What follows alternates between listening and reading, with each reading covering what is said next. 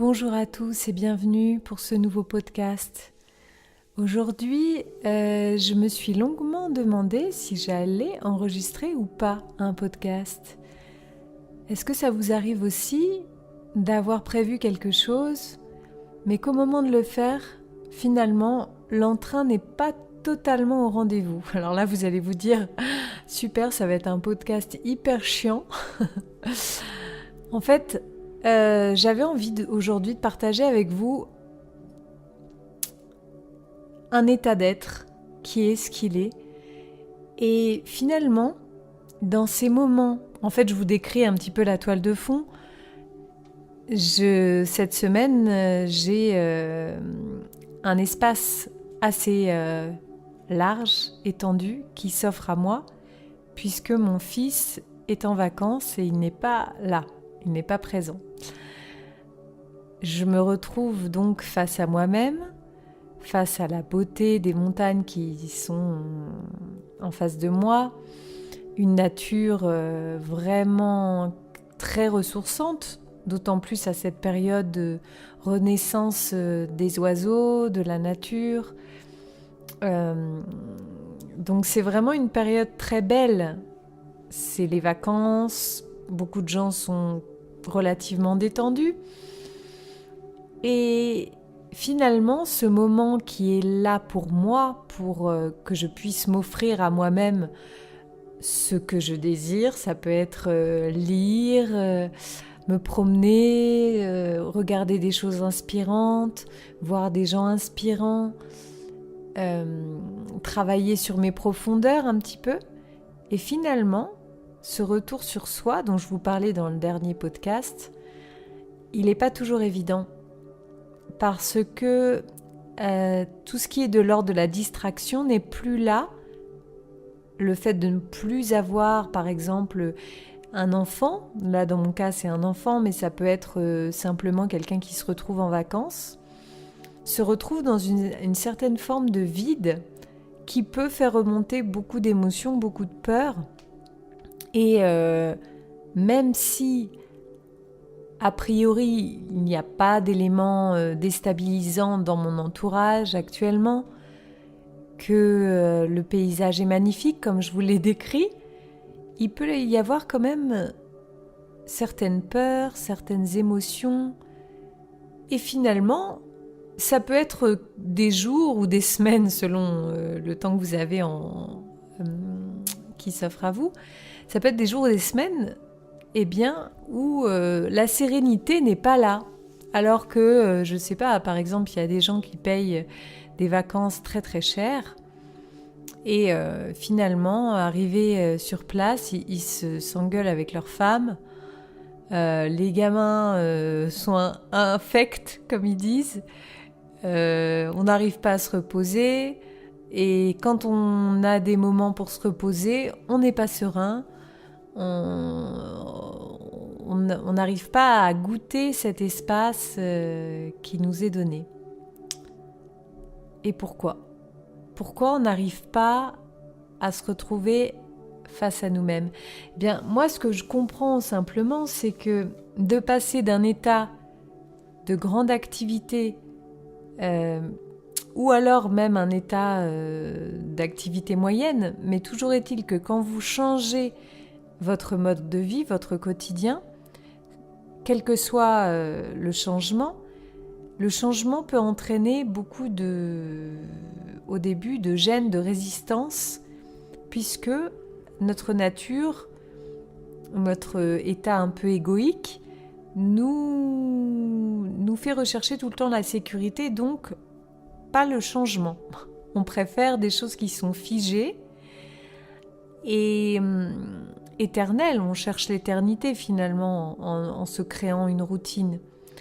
Et là, un changement s'opère, même si on l'a voulu. On a souhaité ces vacances, on a souhaité cet espace, et on sait que ça nous fait du bien de se retrouver dans un espace pour soi. Mais cependant, qu'est-ce qu'on en fait de tout ça ? Alors moi, ce que je remarque, c'est que effectivement, moi, là, le vivant, je suis au plein cœur, vous voyez, même ma voix décrit un petit peu cet état émotionnel. Je me coupe un petit peu du monde cette semaine. Alors bien sûr, je vois des gens autour de moi dans la rue, je croise des gens que je connais, je vois mon compagnon le soir, je partage certaines conversations, mais je passe la plupart de mon temps seule. Et je trouve ça particulièrement ressourçant, mais c'est une forme de retraite. Et cette retraite vient tout naturellement, et j'ai l'impression que l'être humain est quand même assez fait pour la retraite régulière. Quand les gens qui disent souvent oh bah quand je serai à la retraite, je vais pouvoir partir à l'étranger, ce sera à la retraite, je commencerai telle activité, tel instrument de musique, à la retraite. Mais à la retraite, ça peut être dans 10 ans. Il y a des gens qui arrivent à se projeter comme ça si loin. Moi, j'en suis incapable. Pour moi, c'est aller au plus loin dans 1 semaine, 2 semaines, quand vraiment j'ai pas le choix. Mais j'ai du mal à m'engager sur le long terme. Alors sur 10 ans, c'est même pas la peine. Mais toujours est-il que le moment de la retraite, il s'impose plus ou moins à nous, je pense. Alors, soit par un moment où on sent qu'on n'en peut plus, il faut poser des RTT et il faut aller limite se cacher un peu dans un endroit de paix, essayer de retrouver cette paix, et c'est possible qu'on ne la retrouve pas tout de suite. Mais les conditions favorables, on va dire, au retour de cette paix et cette sérénité, sont quand même la plupart du temps le silence, la beauté d'un paysage, la nature, la présence d'oiseaux. Bon, s'il n'y a pas beaucoup d'oiseaux, ça va être la nature, les petits animaux, un endroit naturel dans lequel il n'y a pas autant de distractions, d'interférences, où on ne va pas nécessairement tout le temps aller sur son téléphone portable, pour essayer de retrouver notre état le plus naturel. Et l'inconfort peut venir, c'est vrai. L'inconfort vient du fait qu'on est sans arrêt à lutter un petit peu à contre-courant, et là tout d'un coup on va se laisser porter par le courant, donc on aura peut-être moins de choses à faire puisque le courant va faire le travail de nous emmener. On va pouvoir vraiment se laisser aller, mais par contre, attention, le mental va sûrement faire émerger des peurs de où est-ce qu'on m'emmène, et quand je vais arriver en bas de la rivière, je vais devoir tout remonter, comme les saumons, il me semble, ou les truites, je ne sais plus, qui remontent à contre-courant, et là, il va falloir que je me retape toute la rivière à sens inverse. Donc le mental s'agite. Alors que finalement, on s'en fiche de là où on est dans la rivière. On peut être en bas de la rivière et continuer même à aller dans le sens du courant, à se laisser faire, et peut-être trouver l'océan. Et là, baigner dans une immensité dans laquelle il y a beaucoup plus d'abondance. Donc voilà. Après, c'est des pistes de réflexion qui sont ouvertes, et je suis moi-même dans la réflexion de qu'est-ce qui émerge de ce silence, de cet espace. Je retrouve notamment des peurs fondamentales de il faut gagner sa vie, il faut avoir un travail, de remise en question, de productivité, beaucoup. le fait de ne pas être chez soi aide davantage à vivre une retraite.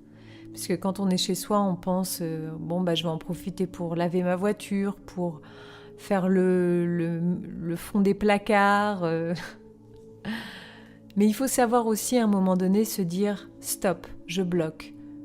Les prochaines 24 heures sont un espace libre, vacant.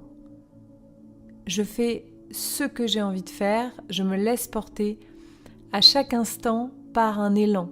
Si c'est un élan de rien, c'est très bien, il faut l'accepter. Ça peut faire peur. On peut même avoir une émotion parce que ce que je remarque, c'est que dans cet espace vide, quand on est un petit peu en retraite, toutes les émotions qui ont été refoulées vont remonter. Et ça peut être tout et n'importe quoi. Nos plus grandes peurs. Mais finalement, c'est peut-être intéressant parce que si on arrive à les regarder... Alors moi, c'est ce que je lisais ce matin parce qu'en fait, je suis en train de lire un livre qui s'appelle « Vivre heureux » de Pema Chodron, qui est une moniale américaine, bouddhiste, qui livre totalement les préceptes du bouddhisme dans ce livre-là, ce qui paraît un petit peu des secrets cachés qui ne sont pas souvent livrés, je crois, par les bouddhistes. Ils donnent des notions, mais là, il y a vraiment... elle parle des vœux qui sont formulés par les moines bouddhistes. Et justement, elle parle de la nature des émotions. Je vais vous lire un extrait, ce sera peut-être plus parlant.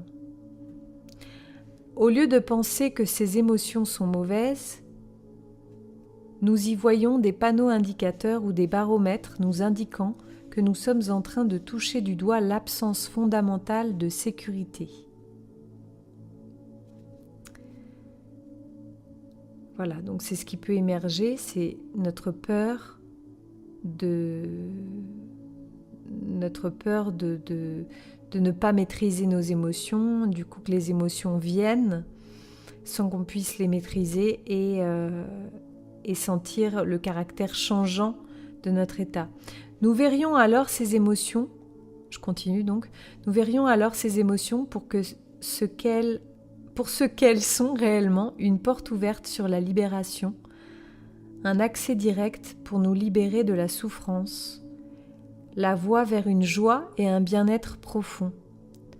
Nous avons le choix, nous pouvons soit souffrir toute notre vie parce que nous ne parvenons pas à accepter tranquillement la réalité des choses, soit nous détendre et embrasser la dimension totalement ouverte de la condition humaine, sa fraîcheur, son caractère non figé et son absence de parti pris. Ensuite, plus loin dans le livre, donc là c'est vraiment, elle parle du fait que la douleur est considérée comme la non-acceptation du changement. Et les êtres humains finalement on lutte beaucoup au lieu de se détendre dans une douleur, une émotion, une situation, on va se raidir, se tendre.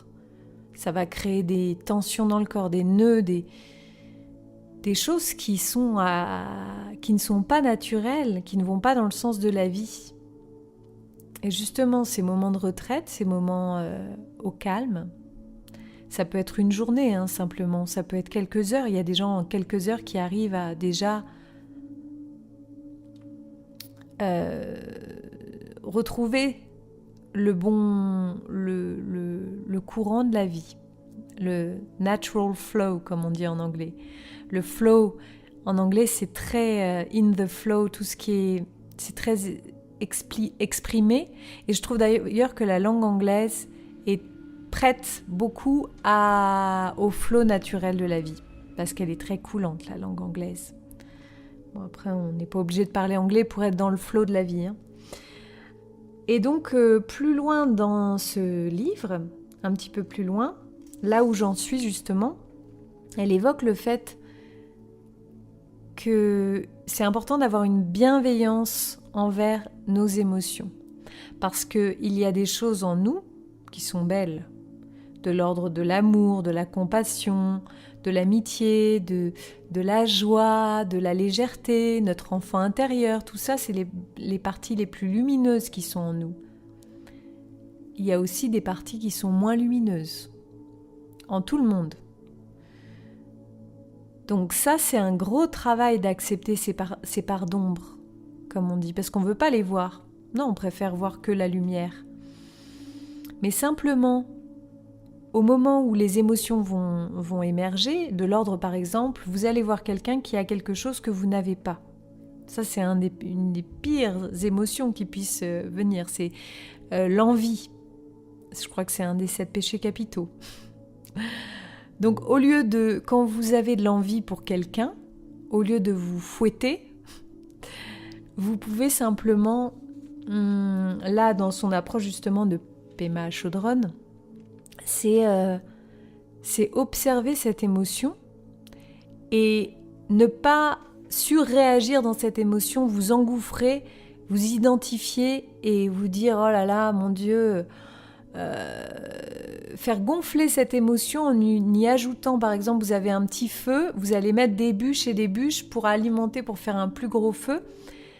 Alors que si vous, simplement, vous observez cette émotion et que vous vous dites, vous avez de la compassion en fait pour vous-même. Vous comprenez que c'est normal d'avoir envie d'avoir quelque chose que vous voyez chez quelqu'un et que vous n'avez pas. C'est totalement humain. Et de remarquer votre caractère complètement humain et de l'embrasser et d'être dans la compassion par rapport à vous-même, ça va libérer cette émotion en fait. Alors on dit souvent dans le milieu New Age, on est tout le temps à dire concentre-toi sur la pensée positive, sois dans l'amour, il faut aimer les autres, leur envoyer de l'amour. Oui, ok, mais des fois on n'aime pas les autres, des fois on est en opposition, des fois on est en colère, des fois on est en révolte parce que quelqu'un va nous faire vivre une émotion, faire émerger quelque chose en nous qui est conscient ou inconscient, le plus souvent inconscient, sinon ça émergerait pas. Et quand c'est inconscient, vous pouvez remercier parce que vous sentez cette émergence de quelque chose qui sort de vous, ça sort réellement.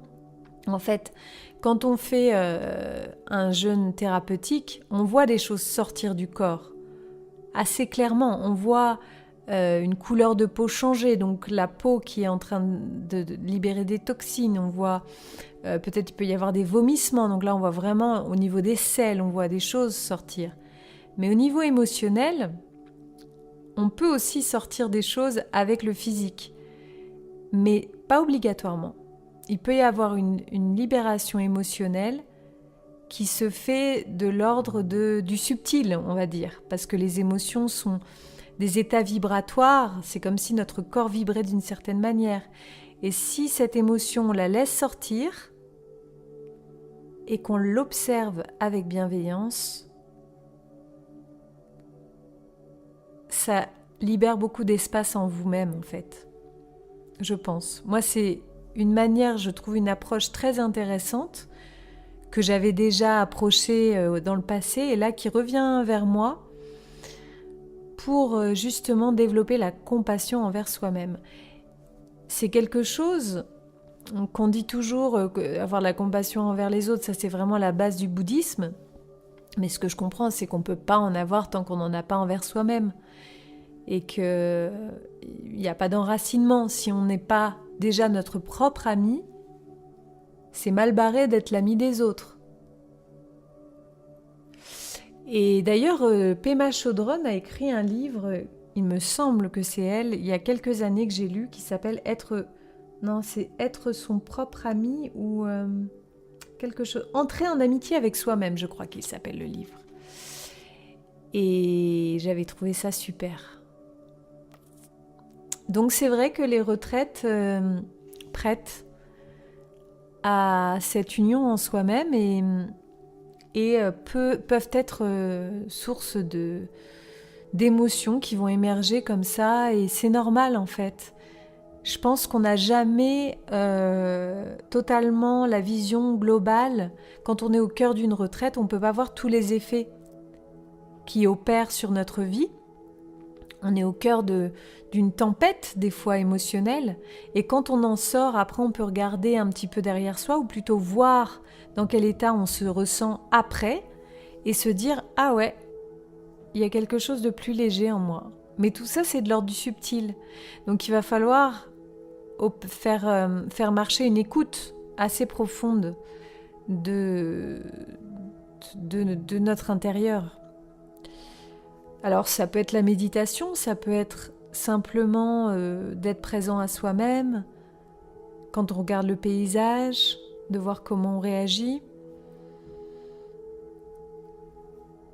Et puis aussi de s'autoriser à, si on a besoin d'appeler un ami, comme dans le jeu télévisé dont je me rappelle plus, on peut passer un coup de fil toujours à un ami dans ces moments-là et ressentir l'humanité de notre ami et que ça nous relie à notre humanité.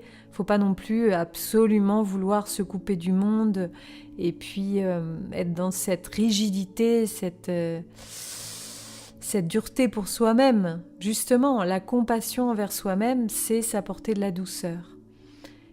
Et quelqu'un qui est très proche de moi m'a dit il y a pas longtemps... Et c'est vrai, enfin, je ne sais plus quel maître a dit ça ou quel penseur, mais quand on tend trop une corde, elle vibre pas, et quand elle n'est pas assez tendue, elle ne vibre pas non plus. On ne peut pas créer de la belle musique. Donc c'est ce juste équilibre entre écouter le moment où il va falloir... être fort et uni en soi-même, mais pas non plus trop dur. Pas être trop dur avec soi-même et pas se juger. Mais ça, je pense que c'est vraiment un travail au quotidien qu'il faut cultiver et qui vaut la peine d'être cultivé. Parce que je pense que vraiment, si vous arrivez, admettons, pendant une semaine à ne pas vous juger, ça c'est long, hein, une semaine, parce que franchement, il y a peu de gens, à mon avis, qui y arrivent. Mais d'arriver à ne pas se juger, aller toute une journée, il faut viser ce qui est réalisable, et bien après, je pense que on se dit « Waouh, je l'ai fait ». C'est un petit peu comme le sport, il faut gonfler les muscles de ce qui nous intéresse de développer. Donc, si on a envie de développer un peu plus de compassion envers soi-même, allez, on va muscler le muscle de la compassion envers soi-même. Donc, à chaque fois que l'occasion m'est donnée de me blâmer et de me juger, et ben là, je vais m'envoyer de la bienveillance. Je vais m'accorder toujours du pardon. Et peut-être que je vais même réussir à m'aimer dans mon intégralité, avec mes parts d'ombre que je vois des fois, mais qui font de moi quelqu'un d'humain. Donc voilà, la petite réflexion de la journée. Je vous invite, si vous le souhaitez, après, je vais laisser un petit peu cette musique. Vous pouvez prendre quelques minutes pour méditer. Moi, je vais prendre 1 minute pour méditer, parce que j'ai déjà beaucoup médité aujourd'hui, donc ça va. Je vais prendre une petite minute et je me relie à ceux qui écouteront ce podcast. Comme le temps n'existe pas, on est déjà en interaction.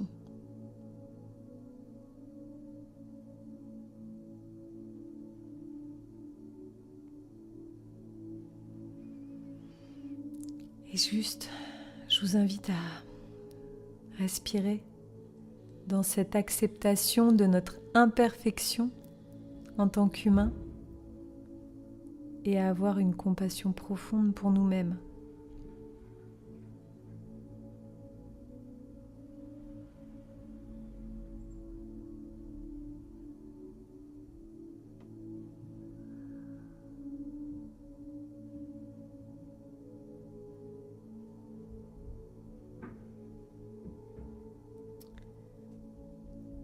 Voilà, je vous souhaite une très belle journée.